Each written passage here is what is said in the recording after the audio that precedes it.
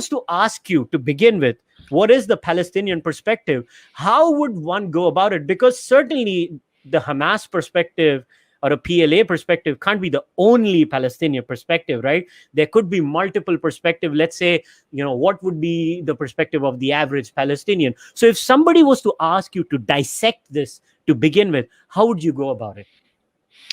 Yeah, sure. Well, first of all, I should say that I'm not Palestinian myself. So perhaps it could be better described as a pro-Palestinian perspective.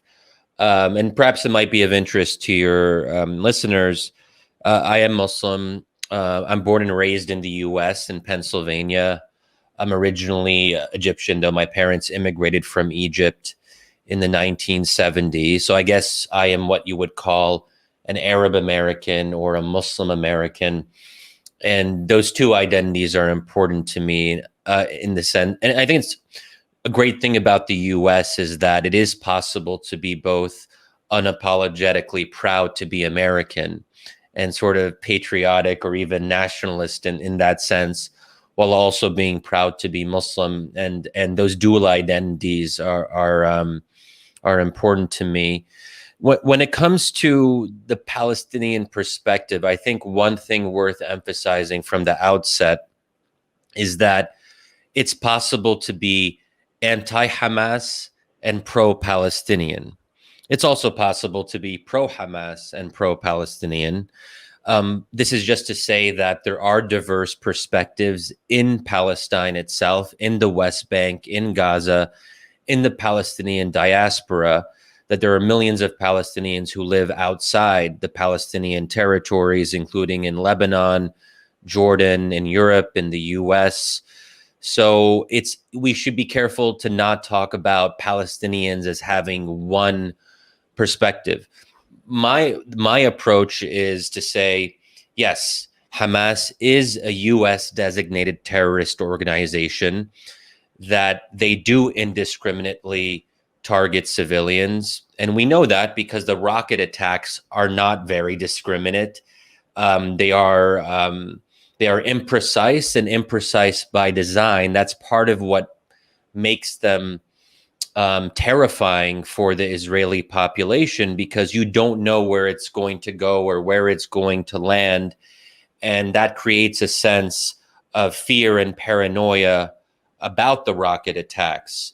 So in that sense, we do know that Hamas commits war crimes, and not just based on, right-wing sources or pro-Israel sources, but even Human Rights Watch, which is criticized for being anti-Israel sometimes, has said that, yes, Hamas does commit war crimes in that regard.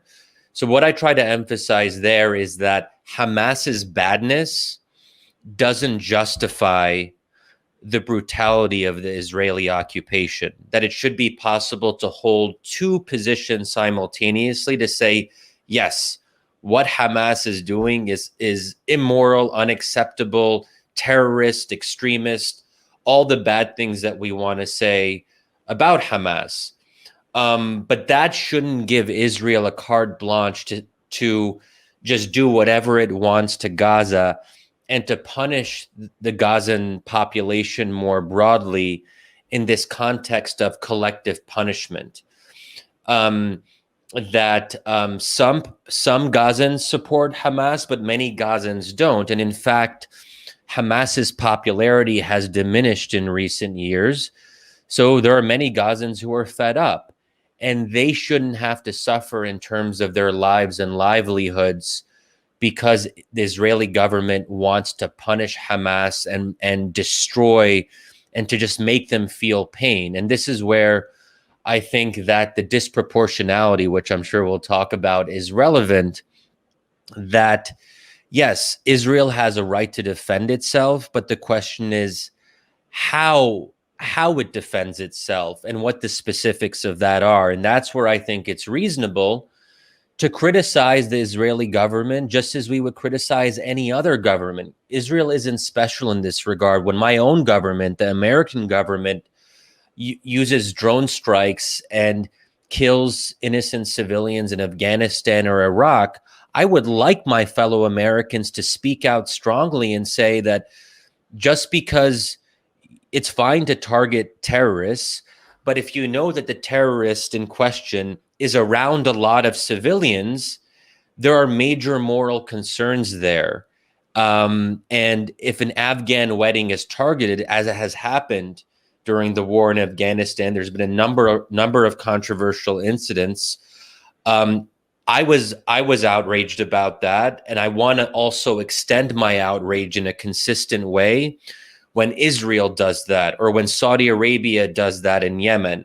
So I think it is important to say we are not trying to target Israel and single it out in a disproportionate way, because obviously that could be concerning, because you don't want to, because it is the only Jewish state in the world. I think there is an understandable concern that if you seem extremely critical about Israel and you're not necessarily being as critical about other situations, then it does raise this question. And I understand that concern, which is why I think the standards have to the extent that we can, we try to apply them consistently. So this is good that you've kind of dissected two parts of it. One is the Hamas perspective, and I really don't want to focus on the Hamas perspective because that's the easiest one. Yeah. Everybody knows what's Hamas standing for. Well, it's very clear. They want the annihilation of the Jewish state, and Hamas might as well, it directly talks about it in its charter or constitution, whatever you want to call it. I don't want to use that because a lot of times what happens is that is used as a straw man to kind of extend it to everything else.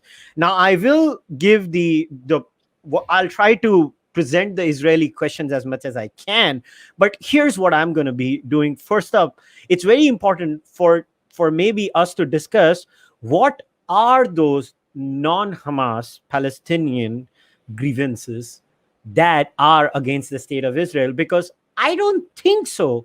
A lot of people hear that side of the argument a lot. I think it's very easy, especially in the the day and age of social media, is you pick the extreme ideologue on side A, you pick the extreme ideologue on side B, you post that gets the highest amount of clicks and footage, because that's just how negativity bias works. Yeah. And then everything else, which is basically maybe 60 to 70% of the people, they get ignored. So let us focus now on that non-Hamas perspective. So what are their specific complaints against the state of Israel? Okay, so let's even take this most recent Gaza war, because I think there's an interesting conversation to be had about the sources of this conflict, where I think that oftentimes pro-Israel commentators will focus on Hamas's launching of rockets as if that's the only relevant fact, and that's how it started. The broader context, I think, is important. And I think my approach, whenever I want to try to understand why extremist groups or terrorist groups do what they do, we have to understand the quote unquote root causes. And that's sometimes controversial because it can sound like you're justifying it, right? But I think the important thing here is to understand, so that way we can prevent future iterations of extremism and terrorism from happening. And if we don't address the origins of the conflict, then we're doomed to repeat things over and over again. So in this case, an important contextual factor is the building tensions in East Jerusalem. So the problem is no one really pays much attention to Israel Palestine unless there's violence happening. So people weren't paying attention to what was happening in prior months. But basically, there was the threatened eviction of Palestinian families from a particular neighborhood in East Jerusalem, the Sheikh Jarrah neighborhood. And there was a nonviolent campaign that Palestinians were waging to draw attention to these forced evictions. And they would hold protests on a weekly basis for months. But the protests were getting bigger because the Supreme Court case that would decide what happened to these families was coming up. And that's sort of where things started to reach a boiling point. But I think it's really worth noting that no one in the international community was caring or paying attention or writing op-eds when Palestinians were being nonviolent. They were having peaceful protests to draw attention to this particular issue. And then what happened is that because it was the final days of Ramadan, the holy month in Islam, that some of these protests were happening in the Al-Aqsa compound, which is basically the third holiest site in Islam, and there was a heavy-handed police raid in the Al-Aqsa mosque area, and more than 300 Palestinians were injured, and they were using stun grenades, rubber bullets, so on and so forth. So it was a very aggressive response in a very sensitive site for Muslims. And this is when things started to get really out of hand. And that's when I think people had a sense of foreboding that all bets are off. This could really escalate. And that's precisely what happened when you do something as aggressive as using rubber bullets and other violent means for the Israeli police in such a site, then things bad things are likely to happen. And that's where it just got out of control. And we know that Hamas is self-interested. We know that they like to use these moments of tension for their own benefit. So they saw what was happening in East Jerusalem, and they knew that their popularity had been going down. They knew that they were becoming more irrelevant, and they were also angry that elections weren't being held, which is a longer story. But basically, Palestinians have been talking about having new elections literally for the last 10 years, but they keep on getting postponed. So, and you could say that if there were actually elections, then Hamas wouldn't have risked starting a new conflict, because it would have been focused on trying to win the upcoming elections. But none of that was going on. So Hamas's back was to the wall, and they knew that they could use this to their advantage. And unfortunately, they know also that if they can provoke Israel to have a very heavy-handed response in Gaza, targeting Palestinian civilians, and you have children dying and a higher death count, of course, we know there's a propaganda gain there. That Hamas can say, look at what Israel is doing, look at the children who are dying. That benefits Hamas. So Hamas is acting not as a bunch of crazy extremist lunatics. They have a particular rational actor calculation. So you can be bad, as Hamas is, as we've already talked about, but also rational. And I would also make this argument with other extremist groups. Extremist groups, one way that they're effective is that they know how to benefit from the asymmetry of warfare with stronger powers. We know that this is what they do. So anyway, this is just all to say that this was the broader context in which Hamas, they thought to themselves, oh, we are going to make ourselves the soldiers of Jerusalem, or we're going to show that we're the ones who were defending Al-Aqsa Mosque and the honor of the mosque by launching these rockets into Israel. Then we know what the rest is history. We know how the rest of the conflict evolved from that point on. So in other words, if we want to prevent a future Gaza war or future Gaza conflict, we can't just look at Gaza.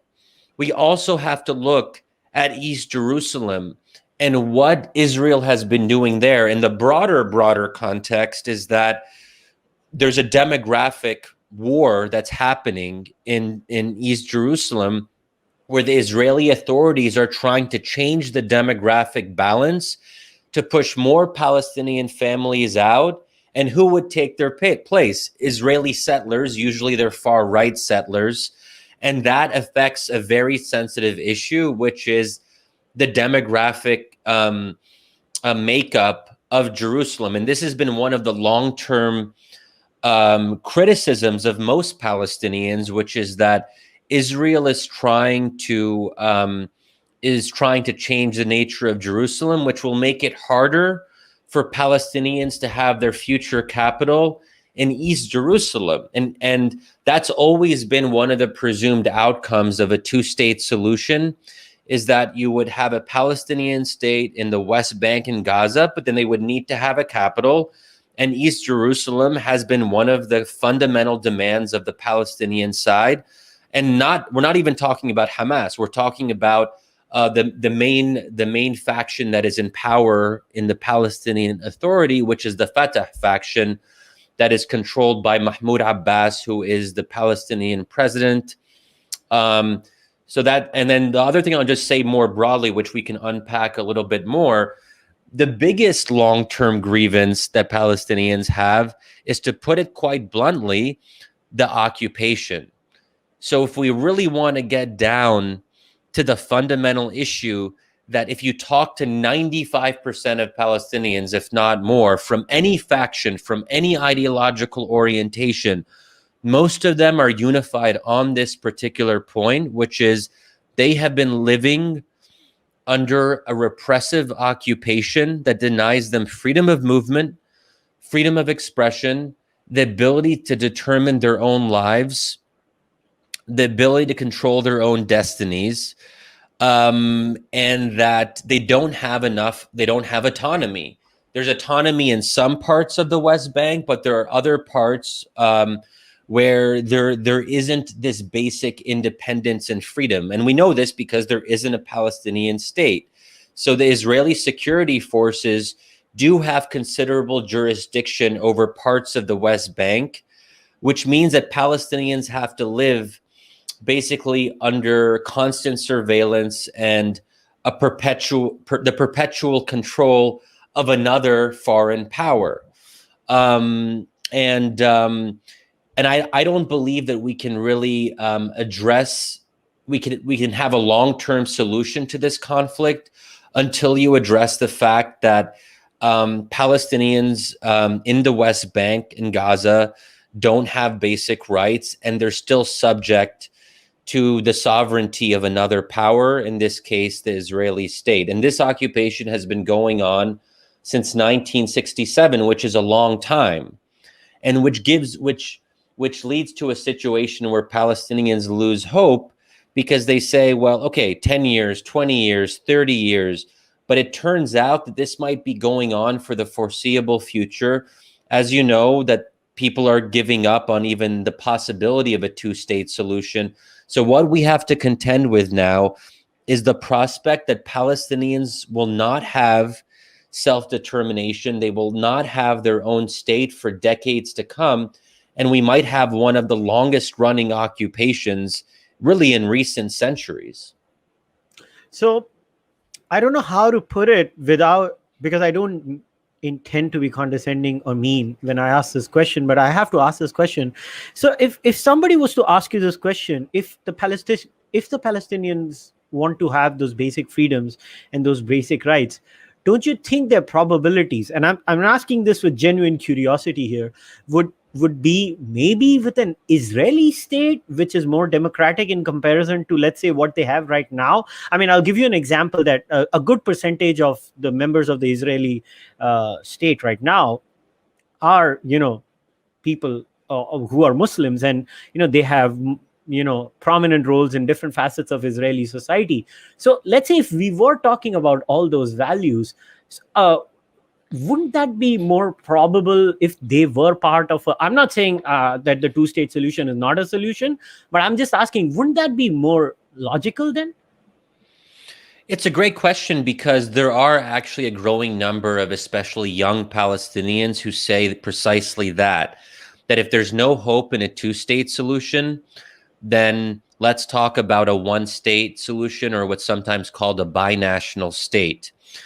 So look, I'm open to talking about that idea, but I don't think it's very realistic, because it would mean that millions of Palestinians who live in the West Bank and Gaza would have to be given citizenship in Israel, and they would have the right to vote in Israeli elections.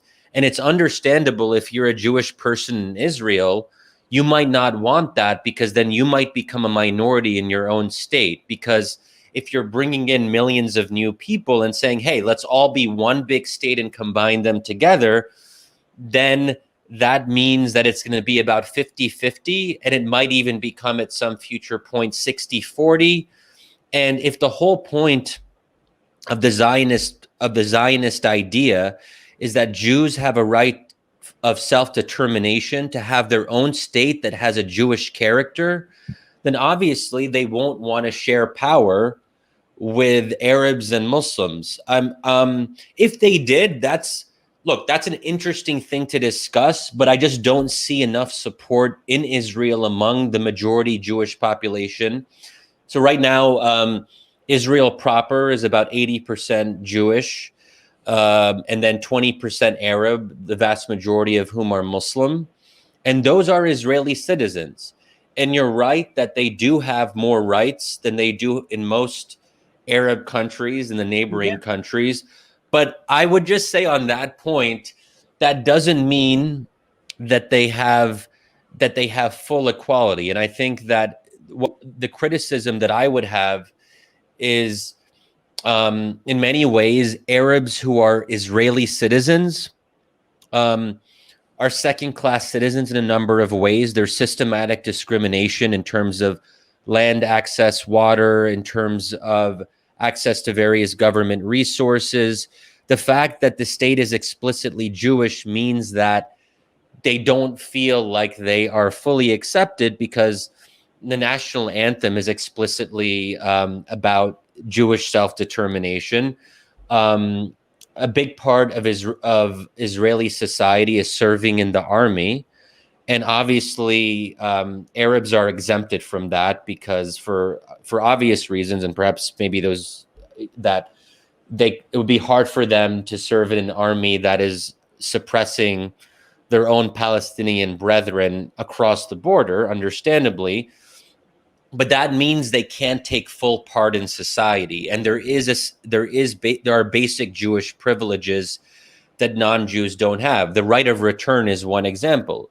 If you're a Jewish person who lives in the U.S. or in Britain, you have the right of return to become an Israeli citizen, even if you've never set foot in Israel in your entire life, by virtue of the fact that you are Jewish. Where on the other hand, if you're Palestinian and you live in the diaspora and you've actually been on the land, and your parents were maybe pushed out in the 1948 war, so you have actually a direct claim on the land, you do not have the right of return because you are not Jewish. So these are a number of ways where there's systematic discrimination. So I think that Israel deserves credit for being a democracy, but we also have to hold Israel to its own standards and not just say that, oh, they're better than Saudi Arabia, or they're better than Egypt, or these other, which I know I've always been extremely critical of most Arab countries because they're authoritarian, they're disasters in any number of ways, and Israel is better than them on a number of these metrics. But we should hold Israel to the standard of democracies, and democracies, we should hope, should try to treat their minorities in a better way and to move towards full equality. We know they'll never get to full equality because no country is perfect, but that's the kind of standard that we're talking about. I think that's important. No, I hear what you're saying. In fact, I think same is the case many times. I can see many parallels with India and Pakistan, and a lot of times you have criticisms from the Indian left about the way India deals, because India has a significant Muslim population too. So I actually understand where you're coming from perfectly. And the criticism always has been that we are a democracy. Pakistan is an Islamic state, and you cannot have the same standards. But then the point is where the problem starts, Shadi, is that but when there is, I'm not saying you're doing it, so please don't get me wrong. Yeah, sure, one of the biggest reasons I've invited you is because you don't do it. But then there is this tendency in the overall discussion where there is a moral equivalence. There is an attempt to draw a moral equivalence. At least I've seen it in the India-Pakistan discourse. Every time somebody tries to say that, oh, you should learn from Pakistan. I'm not saying you cannot learn anything from Pakistan. There are many things you can learn from Pakistan. Maybe India could learn a better butter chicken from Pakistan. I'm always up to up to learning from anyone. I mean, I'm someone who has shared ethnicity with Pakistan. My ancestors, a significant chunk of them, were from the Pakistani side of Punjab.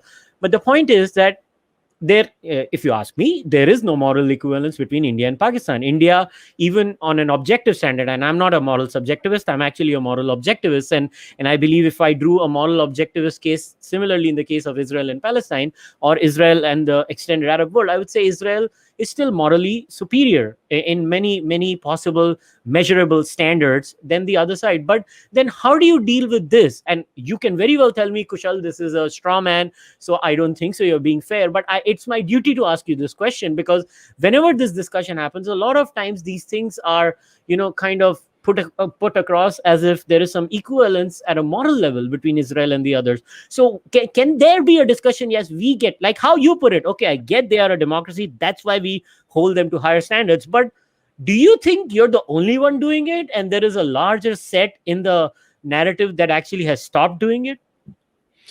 Yeah, so this is one reason why I'm against what's called BDS, or the boycott, divestment, and sanctions movement against Israel. And I've been criticized for that as being too soft on Israel, because I don't support a boycott of an entire country. But the reason that I don't is quite simple. I don't think that you should punish an entire society for the actions of its government. And even if the majority support government policies, there's always going to be a large minority in the opposition that says we have nothing to do with it. And if someone is born and raised in Israel and that's the only home they know, we shouldn't punish them for their national identity and say they can't take part in academic conferences or they can't travel to certain countries because they have an Israeli passport. We wouldn't do that for other countries. So, for example, Egypt, the Egyptian government is much worse than the Israeli government. Saudi Arabia is much more repressive towards its own people. But I don't see many people calling for an entire boycott of Egypt, for example. So that's why I feel like consistency is important. I mean, on your question of, so is Israel morally better than various Arab countries that are authoritarian? Yes. But that's talking about Israel's internal democracy. I think this is the other issue, which is a little bit separate, which is the occupation, which is not actually something Israel is doing to its own citizens. Otherwise, it wouldn't be an occupation. The issue here is that Israel is denying self-determination to people who aren't Israeli citizens, who are in the West Bank and Gaza. And Gaza is one of the most miserable places in the Middle East, because it is a bit of a cliche, but I think it's a cliche for a reason, because it's largely true. Gaza is an open air prison. There's a blockade. So there's a whole debate about whether Gaza is technically under occupation. We don't have to get into that, because Israel did withdraw from Gaza in the 2000s, but there is a blockade, which basically means that Israel restricts the goods and services that go into Gaza and come out of Gaza. And this can have profound impact, where if you're a Gazan who has an emergency life-threatening disease and you want to go across the border, either to the West Bank or to Egypt, or to travel to Europe or whatever, or to even just normally just get out of this very small Gaza Strip, Israel and also to some extent Egypt, and they cooperate on this.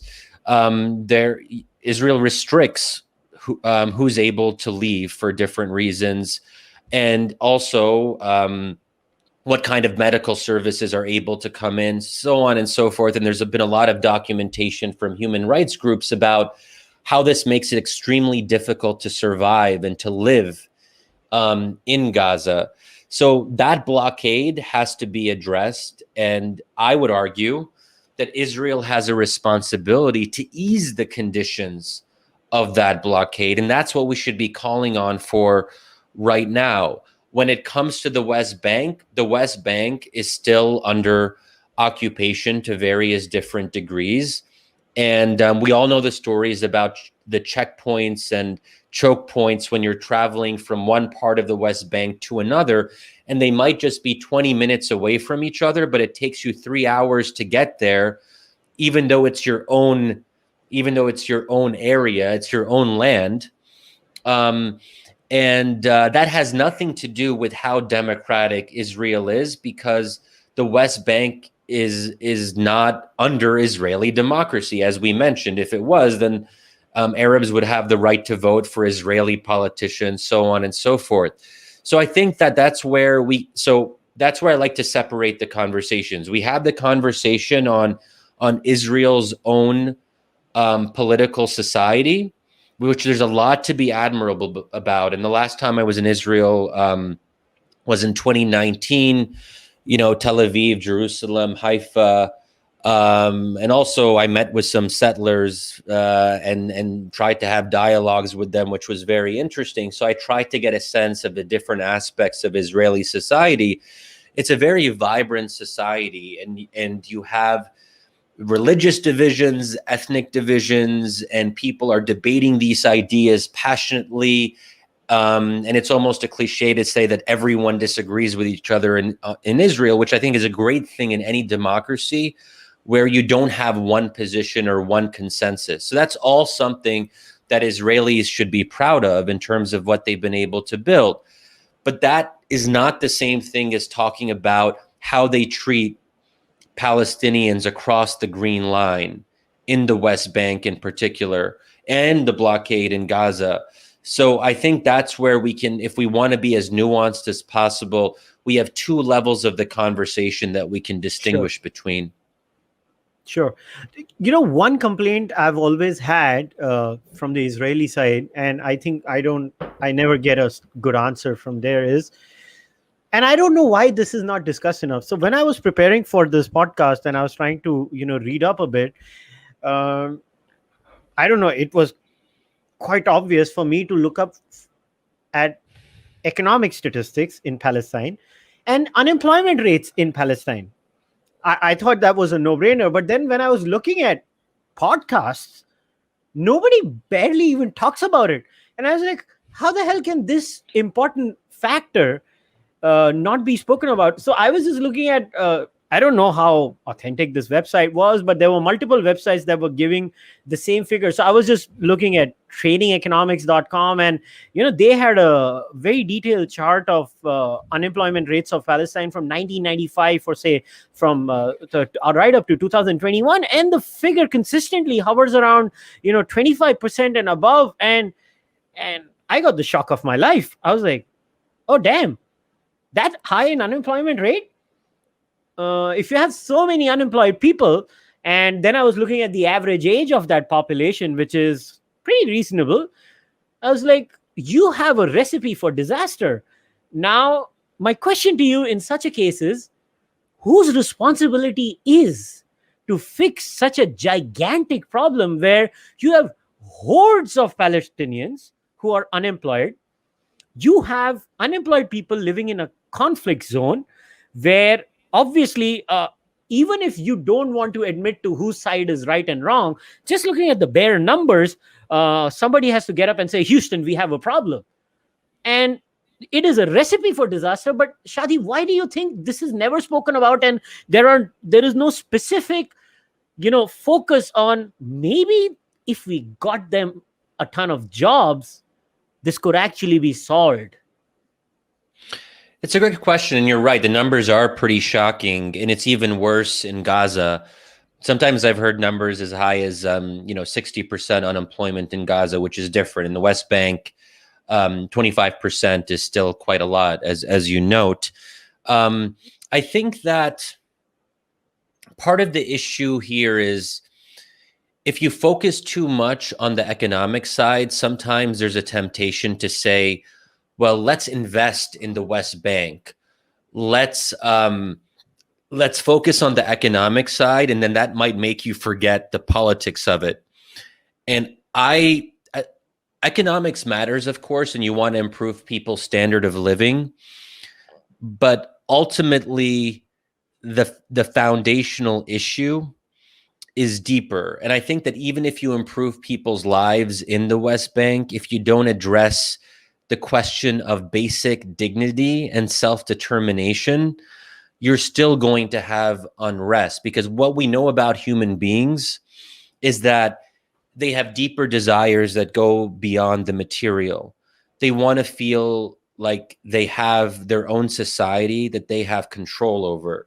And it's worth noting that the West Bank, the parts of which that are governed by the Palestinian Authority and President Mahmoud Abbas, he's a bit of a despot. So we have to blame also not just Hamas, but also the Palestinian moderate leadership in the West Bank, and say they've been avoiding elections for a while. And I should also say, I mean, to be fair, Israel has been making it hard for Palestinians to run their own elections because for a number of different reasons. One of them is, should Palestinians have the right to vote in East Jerusalem? So there's some jurisdictional issues, but also if Hamas potentially does better in one of these elections, Israel might not want that outcome either. So Israel is a partner in sort of keeping in place this very corrupt old leadership. And it also helps them because they can say, look how weak Abbas is. We can't do business with him. We don't have a partner. He can't even run his own situation. Then they say, well, Hamas is in Gaza. They're not a partner either. And it's worth noting, Israel hasn't tried to get rid of Hamas. And I mean, one of the reasons is they worry that the alternative would be worse. But Israel is actually okay to have this perpetual situation where Hamas is bad in Gaza, Mahmoud Abbas is weak in the West Bank, and that allows them to sort of not take responsibility and say, well, look, they're a mess.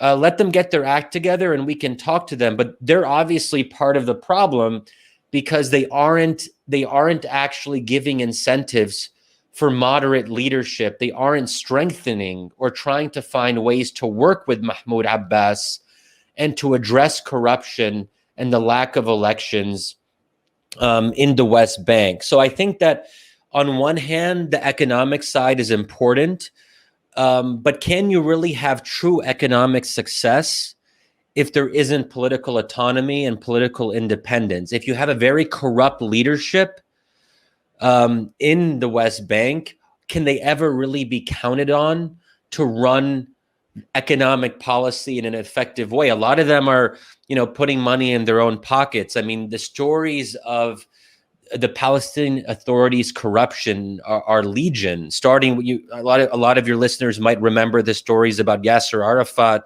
in the 90s and early 2000s, and his wife Soha taking trips to Paris and God knows doing what else. So that has to be addressed if you want to get the economics in order as well. Yeah, but think about it, Shadi. So the average age of Palestine is 20.8. I think around that figure. The average age of Israel is 30.8. Now, you add such a young population with a high unemployment rate, and then now somebody might say, oh, there you go, Kushal, you godless person, bringing religion into it. But I have to. And then you add religion to the mix. And I don't know, Shadi, how to put it, but whether it's Israel Palestine or whether it's India Pakistan, people don't want to admit to it. But, I always say this, you can ignore gravity. Gravity will not ignore you. Gravity will be there. And I mean, you can say it doesn't exist, but it won't cease to exist. Yeah. These are religious issues. You have such a dangerous combination where a young population, unemployed, and there you go. In India, we have this fear, everybody is like, oh, Islam is in danger, or Hinduism is in danger. And the same applies over there. Judaism is in danger. Your Jewish identity is in danger. Your Islamic identity is in danger. And then you have all these unemployed people, and religion.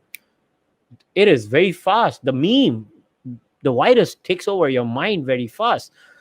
So don't you think the Palestinian side also has some sort of a responsibility then? Yes. Okay. So on the question of religion and religious extremism, let's say, so you have these angry, unemployed, underemployed Palestinians. They've given up hope in a two-state solution. It's worth noting that there was a time when a plurality of Palestinians, if not a majority, supported a two-state solution. That's when there was more hope about the Oslo process, and it seemed like that it was going in the right direction. But after you have these expectations for such a long time, and the two states never actually happened, like we talked about, people start to look at alternatives. And if nonviolent campaigns are repressed, and it's worth noting that Israel has generally arrested or otherwise suppressed nonviolent leaders of Palestinian movements because they don't want a Gandhi figure to emerge, because that's going to be very compelling in terms of international perceptions. And Israel has a benefit in saying, look at those crazy extremist Palestinians who are represented by Hamas. So those nonviolent voices oftentimes don't actually get much attention.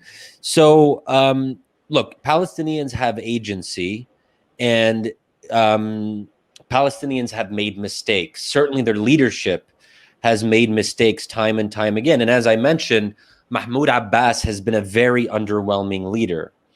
And he's really hurt his own people. And Yasser Arafat, too, is a good example of bad leadership. But I think that, in that kind of context, more Palestinians are going to look at Hamas as an alternative, because they say, look, Abbas has been corrupt. The two-state negotiations never went anywhere. No one pays attention to nonviolent campaigns. This doesn't justify an individual going to Hamas. But again, if we want to understand why there are some young Palestinians who look to Hamas and say that is the better way, it's because the other options aren't very compelling. They're choosing between available options. And we know this about extremism. We know that if there isn't hope in more constructive ways of approaching something, they're going to look at the religious language that is arousing the passions, that talks about history and dignity and the religious, and that Islam is the only way, and that Hamas speaks for Islam. I don't believe Hamas speaks for Islam as a Muslim, but that's the kind of language that they're using, and some people buy into that. So we have to find ways to give Palestinians alternatives, and that's why I worry now that this Gaza war, now that it's done, people are moving on to other issues. They're going to forget about Palestine, just like they forgot about it after the 2014 Gaza war, and then we'll wait, and it'll be the same cycle. Nothing actually moves. Nothing gets better for Palestinians, in part because no one in the international community is paying attention. So I would just say that, for all of us who care about these issues and want to actually see a better alternative, the U.S., the international community, if that even exists, we can even question this idea that there is an international community. But let's not forget about the Palestinians. And you can be pro-Israel and still have sympathy for what Palestinians have to go through. And this is something that I think is really important. You can think Israel is morally preferable or superior or all of this. That doesn't mean not viewing Palestinians as human beings who are deserving of our understanding and sympathy for the daily struggle that they have to go through. and they shouldn't have to pay the price for their own bad leadership. And I think it's worth noting, and this is, again, it goes back to the question of incentive structures. Palestinians only got on the top of the international agenda because of violence. That's terrible. That's a terrible incentive structure to give them. It was only when Hamas started lobbing rockets that people remembered that Palestine was a thing. So what kind of message does that send to people when, and this is why they might look to Hamas, and this is why Hamas is gaining popularity, because Palestinians who had given up hope, they said, well, look, we don't love Hamas. They've been messing things up in Gaza, but for the first time in years, the international community is paying attention to us. I wish it wasn't this way, where violence is what gets Palestinians on the news. If it bleeds, it leads. That's, we hear this, that's what people pay attention to. So if we want to undermine Hamas, and if we don't want Hamas to get more popular, we have to pay attention to Palestinians when they are focusing on nonviolence, when they are not lobbing rockets. So let's not forget them now that the rockets have stopped.